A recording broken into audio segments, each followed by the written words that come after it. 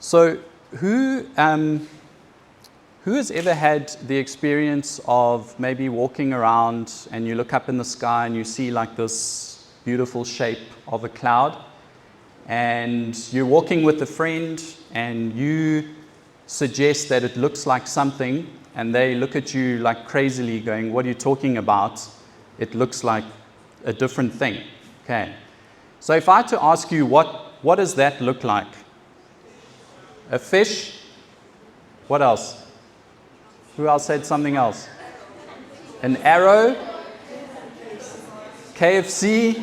Okay. Okay. So already in just a few seconds, we have different views of this cloud, right?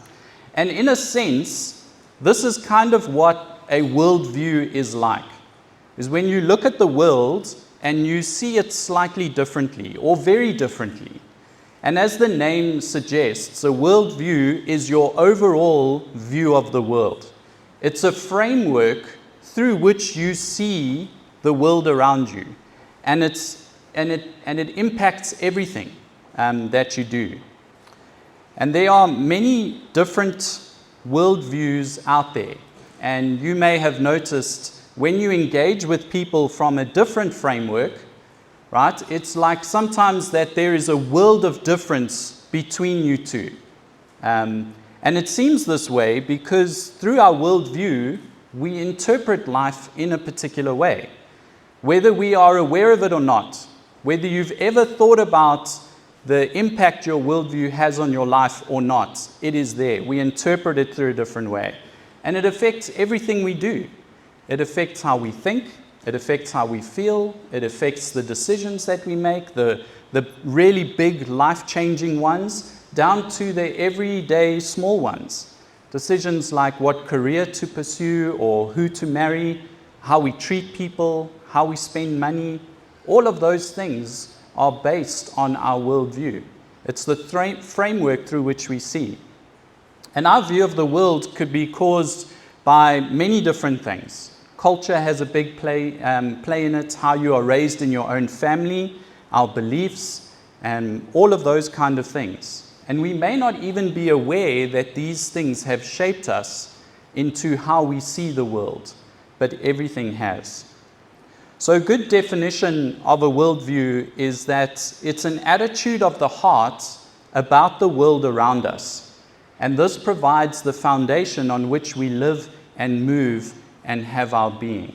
Okay, so it's an attitude of the heart. Now, when we talk about heart, we're not just talking about our feelings, but heart in the more ancient sense, which is everything about you. It's much more than that. It includes wisdom and emotions and desire and will and spirituality and everything. It's the central defining human element of the person. And it's from there that all our thoughts and actions spring forth. Now, many people, when they talk about worldviews, use this kind of illustration. You know, have you ever had sunglasses with different color lenses in them? Okay, and then, so what happens when you put on the glasses? What happens?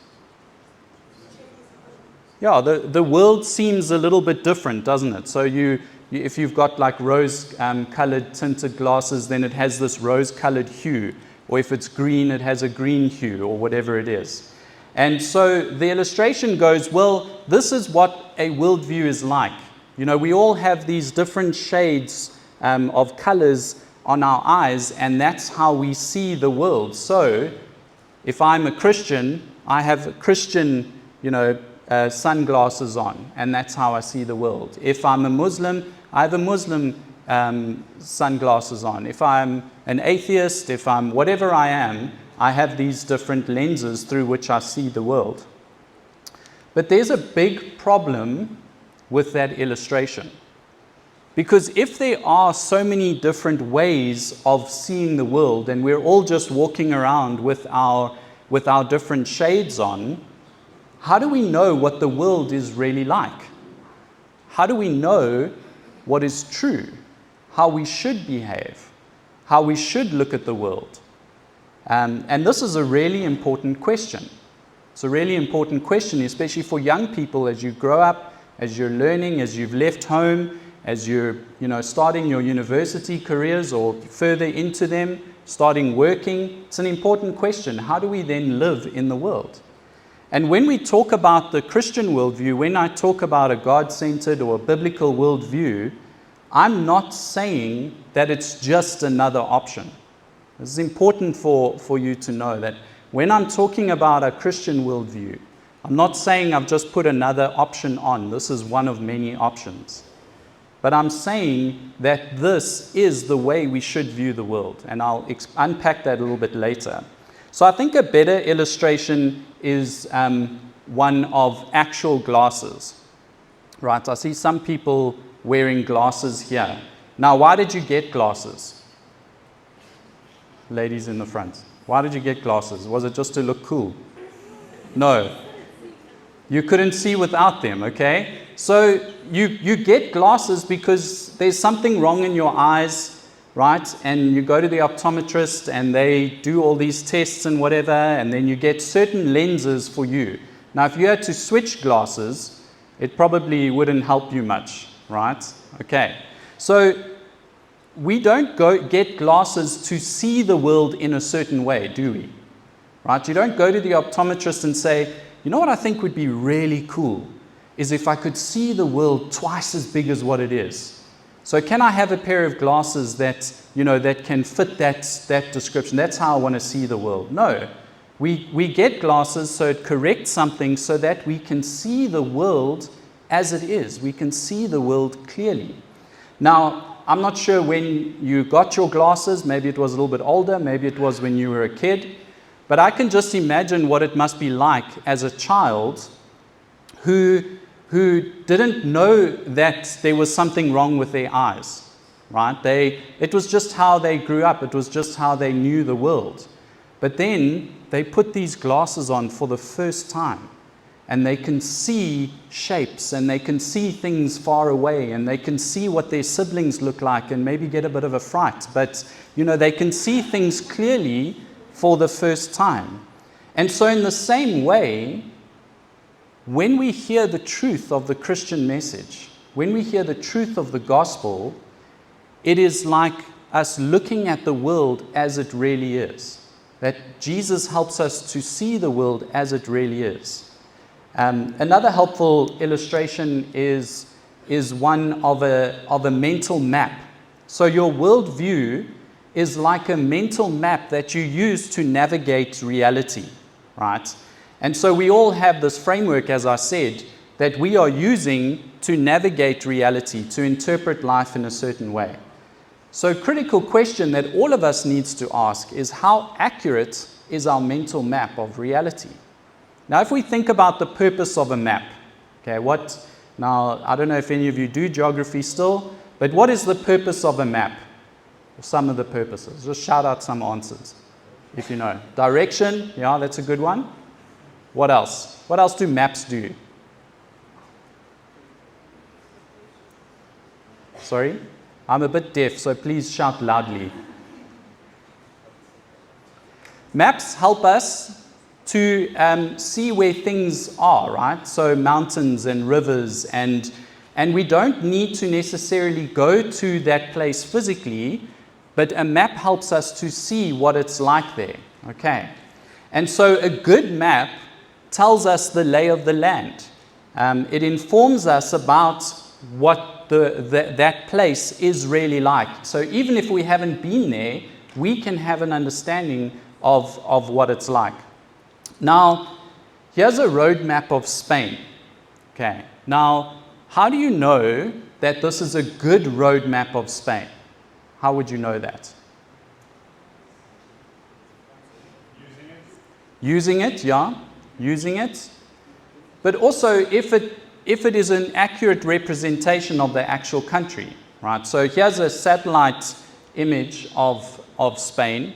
So based just on the shape, we can see that more or less that's what Spain is, right? Now, I want you to imagine you have this amazing opportunity to go and watch Barcelona, and all of you who booed me in the interview, you can't come on this trip, right?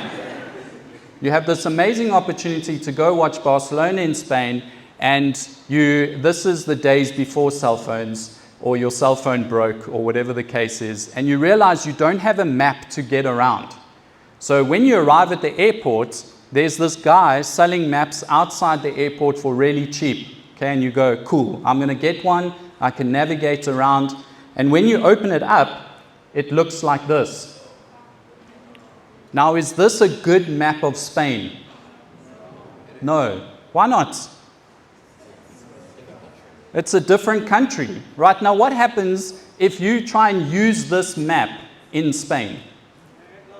You're going to get lost. You're going to get frustrated. Imagine taking this map and asking one of the locals, please, to point you in the right direction. What are they going to do? They're going to laugh at you, more than likely. Okay. And you're going to get lost and confused and frustrated, right? And so we all carry around ideas. We all have these mental maps that are part of our worldview and shape our daily choices. We all have a belief system that shapes the way that we live. And just like a map, it's important to find out whether the framework that we have is accurate, is matching up with what the world is really like. And this is how we live. We live based on what we believe to be true, right? So I wonder if I can have 2 volunteers up here, or just in front here, just very quickly. Come on, just 2. Don't be shy. Thank you. Okay. Now I know you don't want to think about this on a Saturday, but I want you to imagine now that you are writing an exam, the same exam, you're in the same class, the same exam on Monday. Okay. Now, the lady here thinks that the exam is at 8 o'clock in the morning, right? You think the exam is at 1 o'clock in the afternoon. Now, you cannot convince each other otherwise. You are both set that you know the exam. You know exactly what time it is. So, would you describe your day if you believe that it's at 8 o'clock in the morning? What will your day look like on that Monday? You'd wake up early, okay? Yeah. Try to sleep early the previous day as well. Okay, try to get to bed early, get enough rest, wake up, get there on time, right? Okay. And what about you? What will your day look like? I'll sleep and wake up at 11. Okay, sleep late, wake up at 11, yes. Yeah, and by 12 and go through my textbook. Okay, Pass. only at 12 o'clock, ish. Yeah. Okay, that's a problem. Okay, so now you get to the exam room on time and the lights are on, your fellow classmates are there, the lecturer's there, hands out the exam and you write it. You get there in the afternoon, just before 1, and it's all dark. And you suddenly realize that your belief did not match reality, right? And you have missed the exam, unfortunately. Thank you. Give them a round of applause. And let me just ask the question, do you think that if he believed just a little bit more, in his heart, if he just believed a little bit more that the exam was the right time, it would have changed the time of the exam? No, right? Because his belief did not match up with reality. And so our everyday decisions are often based on what we believe. And we need to make sure that what we believe is true. Okay. Now, with different frameworks and different worldviews, I think it comes out quite strongly in a series called Bones. Now, I don't know if anyone's watched it. Anyone watched Bones? Okay, so this is it's like a crime series where the FBI and these really nerdy scientists people, they get together and they solve crimes, right? And basically within this film, it depicts such a good illustration of how worldviews and how it shapes what you think and how you interpret life, but also how they clash with each other. And so you have 3 main characters that are represented by different worldviews. So the first one is Dr. Brennan. Now she is the super intelligent. She's got like 5 million PhDs, and she's just all about science and facts, and all this religion stuff is just a fairy tale. It's just a social construct, and there's all that is the universe and the matter and stuff. So there's no God, there's no spiritual world, there's no supernatural, nothing like that. And how she deals with her cases, how she deals with everything, is based on that framework. Okay. Then you get Agent Booth. Now, he's this really macho army FBI guy, but he is a Roman Catholic, and so he believes in God, and he has faith, and he believes in religion. And so him and Bones are often at odds with each other about the big questions about life, because they are seeing things so differently, right? And then you get a third character, and this is Angela. She is the arty, like super spirituality kind of type of person. She believes in psychics and the universe and new age stuff and whatever. And she sees things through her framework. And so throughout the show, as they interact with each other, you can see how they see the world very differently. The way they view the world, the way they make sense of different things is very, very different. And it's based on their framework, right? And perhaps you have had this experience as well. Perhaps you have met someone, maybe it's someone you're interested in and you like, and so you start talking to them. Maybe you go out for a cup of coffee, and at first it's all just surface level stuff, like what kind of music do you like, and what books do you read, what TV do you watch, and that kind of thing. And then all of a sudden you start to maybe watch Bones together, and you suddenly start talking about death and an afterlife and things like that, and you say, well, I wonder what happens to us when we die. And the person turns around and says, well, what do you mean? There's nothing. We're just matter, and so that's just the end of the game kind of thing.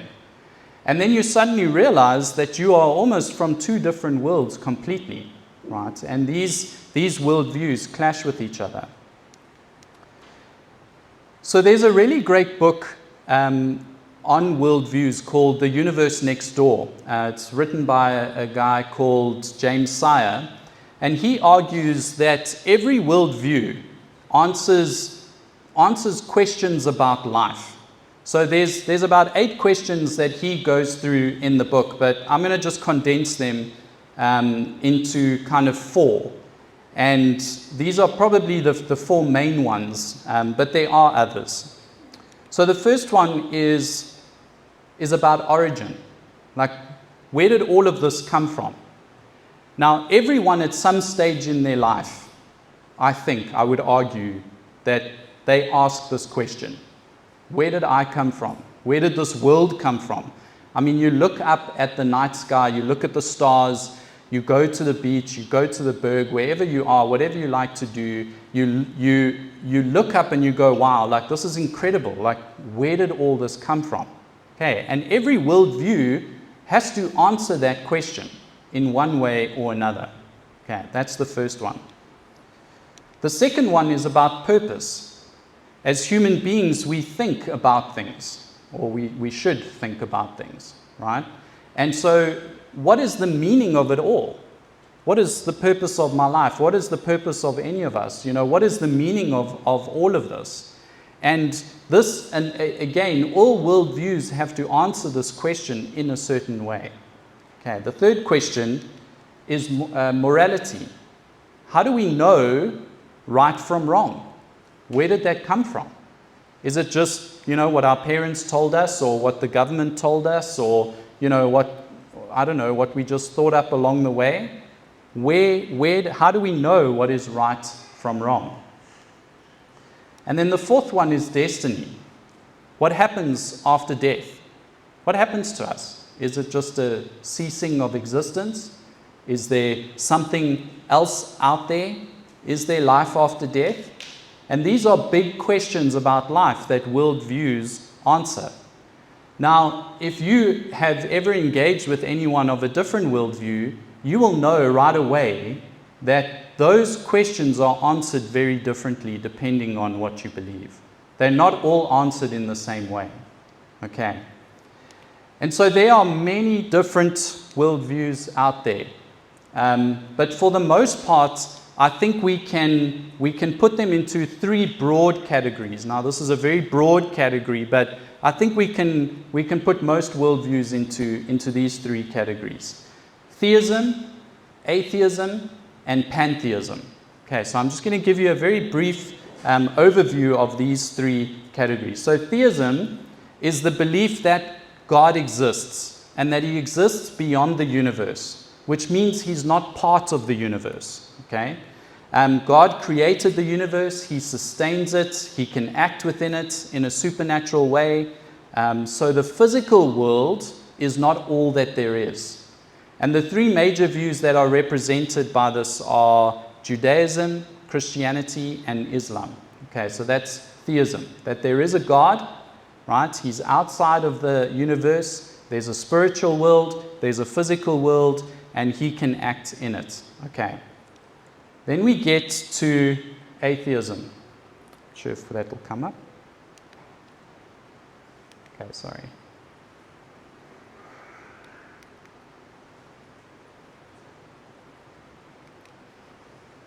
Can you go back one?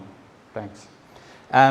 So atheism is the opposite of theism, right? Basically that there is no God, that God does not exist anywhere, even beyond the universe. He's not, somewhere out there, that the universe or the natural world is all that there is. There's no higher power. And then you have to explain everything through that framework, right? And then the last one is pantheism, where pantheism is the idea that God is the universe. So there's no creator beyond the universe. Creator and creation are kind of two different ways of viewing the same reality. So God is the universe and the universe is God. And pantheism is represented by Hinduism, Zen Buddhism, Christian Science, the New Age movement, and some worldviews like this. So all these various worldviews, like I've said, answer questions about reality differently. And as we've seen, that they clash with each other. Now, if we had to take the question, or a question like, what is a human being? Right? What does Christianity say a human being is? Don't be afraid. What is a human being? What does Christianity say? What does the Bible say about us as human beings? It's the most important thing. We're made in the image of God. So what does that mean? It means that each and every human being has value just because they are a human being and are made in the image of God. Right? That's an incredible thing to think about. We can look different, we can talk different, but we are all made in the image of God, and that means we have value. But for someone like an atheist or a naturalist or whatever who doesn't believe that God exists, what is a human being? How would they answer that question? Anyone doing sciences here? How would they answer that question? That human beings just kind of came about blindly, accidentally, right? So we're just basically biological machines. And can you see how then that changes your focus or your thought process on the value of human beings? Because machines don't really have value. If they don't have use, we just replace them or throw them away or whatever we do. And so how we answer these questions are really important as we live in the world.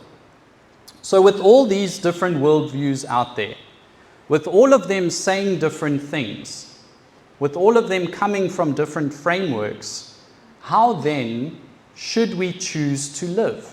How do we know what is right? How do we know which is the right path Maybe you've never even thought about that. Maybe this is the first time you're thinking through, well, sure, I've never really thought that there's so many competing ideas. How then should I live? And I think that we need to examine the claims that they are making, and we need to ask some critical questions. Number one, we need to ask, is it true? And by that I mean, does it correspond to reality? Does it match up to reality? So for someone to make the claim that there is no God, is that true? Can they actually show us in reality that there is no God? Okay? The second thing is, does it make sense? Is it coherent? Does it make sense? Can you make sense of what they're saying about the world or answering these different questions? And then the third is it livable? Can you actually really live out your worldview, your understanding of the world? So if you believe there is no God, and if you believe there's no ultimate purpose, if you believe that there's no life after death, what do you say to someone at a funeral? The family who are grieving a lost one. What do you say? And so the Bible talks about that we need to be careful that no one takes you captive through philosophy and empty deceit based on human tradition, based on the elements of the world rather than on Christ. Now, this is not saying that you shouldn't read philosophy. Okay, I just want to put that out there. This is not saying that stay away from philosophy and ideas. What it's saying is that don't be deceived by philosophy that is based on human tradition, based on the worldly things, rather than on Christ. So that means that there is a philosophy that is based on Christ that we need to know and we need to follow. Okay, and that's why Scripture is so important. That's why the organization, the Bible Talks, focus so much on reading the Bible, because that is where we learn what Jesus has taught and what God has said. Right. So, if we can just go back to the illustration of the Christian worldview is like getting prescription glasses. Christianity, I want to say it again, is not looking at the world in a certain way, but it's a description or a picture of how the world really is, because it is true. And nearly 2,000 years ago, truth was personified. Truth is not just some idea out there floating around for us to grasp. Jesus said that I am the way, the truth, and the life. No one comes to the Father except through me. And when we hear the truth of who Jesus is, that he is the Son of God, that he left eternity to enter history, enter into our brokenness, enter into our suffering, and paid the ultimate price for us so that we can be reconciled to God. When we hear the good news of what he has done, we see the world clearly, because we get an understanding of who God is. We get an understanding of who we are and what we need to do to be saved. There is a compelling case to be made for the truth of God's word. And so I'm involved in a ministry that trains and equips people in a discipline called apologetics, which is basically just saying why we believe Christianity is true. And so there's this compelling case that we can make for the truth of God's word. The fact that God exists. The Bible tells us who God is, that he created everything. And when we look at things around us, like the design of the universe, like the design of individual cells, like the DNA that we have, we can look at this and we can go, wow, there is a God, because this stuff can't just come about by blind force or whatever it is. The Bible also tells us about ourselves. As we've said, that we're created in the image of God, male and female, which means every life has meaning. And it tells us that as human beings, we continually to rebel against God and are in need of salvation. We are in need of reconciliation, and that's where Jesus comes in. It's really important, I believe, for us to think through our own worldview, to answer those questions and compare them with what the Bible is saying. But it is also critical that we recognize the worldviews that others stand for, that we recognize what others believe. Because every single lecture you listen to, every single book that you read, every single TV show that you watch, every song that you listen to, every YouTube reel and Instagram reel and TikTok video, it is all portraying a certain worldview, intentionally or not. And that is why it is vital that we build our foundation on a God-centered biblical worldview. In Romans 12 verse 2, it says, "Do not be conformed to this age, but be transformed by the renewing of your mind, so that you may discern what is the good, pleasing, and perfect will of God." Let us not be conformed to what social media tells us to believe. That we need to be continually renewing our minds in Christ, and we do that by reading God's Word, by studying His Word, by understanding His Word, so that we may discern the good, pleasing, and perfect will of God. And so how do we develop a biblical worldview? Number one, gain a deep understanding of Christianity. We need to move beyond even teaching our kids. If you have kids one day, right, it's great to share the Bible stories with them, but we need to move beyond that. We need to help them to read the Bible as a whole, to see the Bible as a whole, and for ourselves as well. The Bible is not just a bunch of moral stories of what to do and what not to do. That we need to go much deeper in this. And so we can do that by looking at church history, and we're looking at the creeds, that the church has formed before, telling us what is the essence of Christianity. What does it mean to be a Christian? The Apostles' Creed. Are we all familiar with that? Okay, some of us.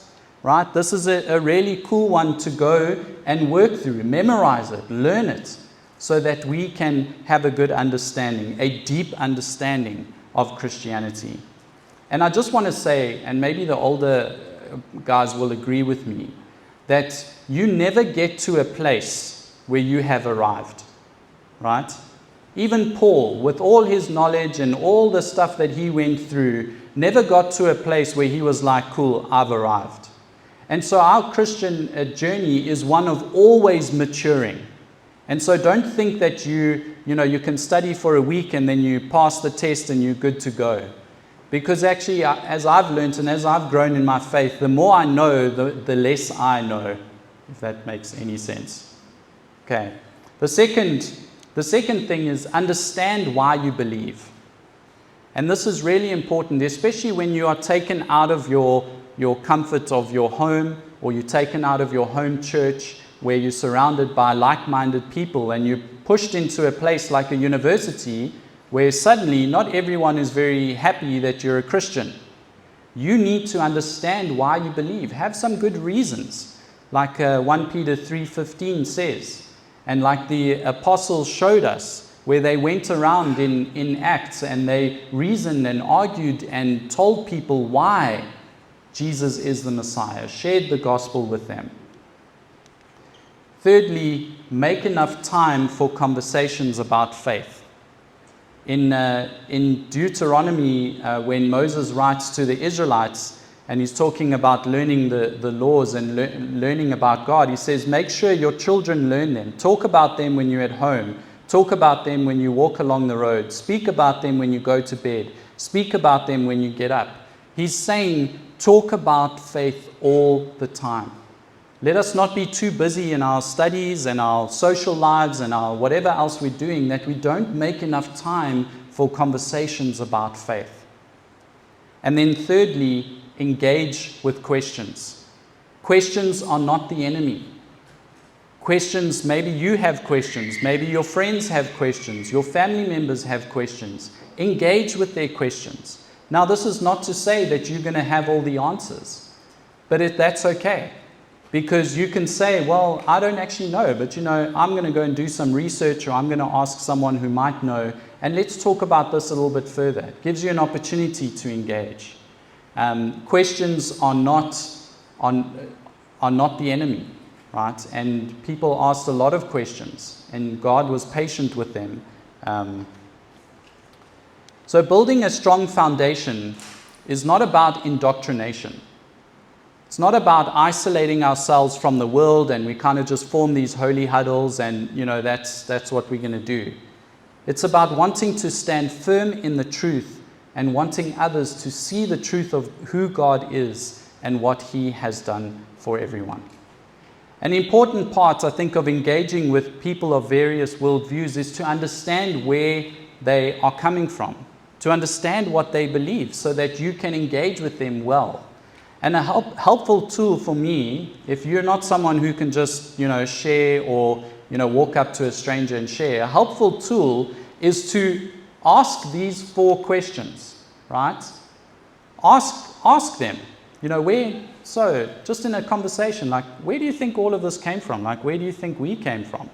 And listen to what they're saying. Listen to what they believe. Ask them these 4 questions, and you can get a better understanding of where they're coming from. Now, the object of this, I think, initially, is just to listen. Just take time to listen and hear what they have to say. Because good listening is actually an act of love. Right? When we listen to someone else, whether we agree with them or not, when we listen to someone, it shows us that we actually care, that we actually want to engage, that what they are saying is actually that we're listening to them. In an article I read, it says that poor listening rejects, good listening embraces. Poor listening diminishes the other person, while good listening invites them to exist and to matter.